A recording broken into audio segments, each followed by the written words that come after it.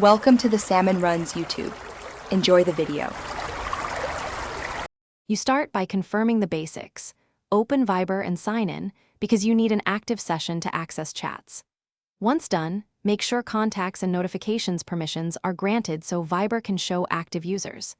Next, find or search the person by phone number or Viber ID.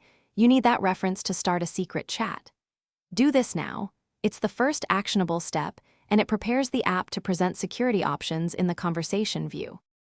You tap into the contact's regular chat because secret chat is created from there.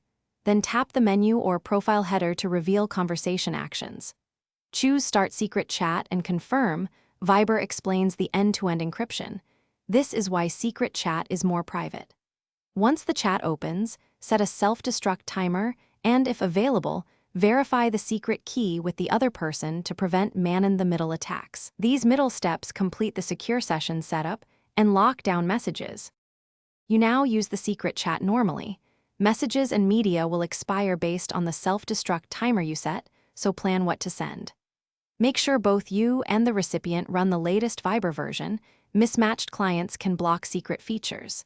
If the secret chat won't start, restart the app and, if needed, reinstall Viber.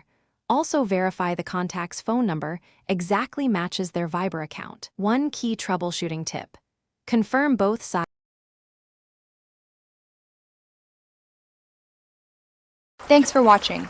Consider subscribing if we helped you.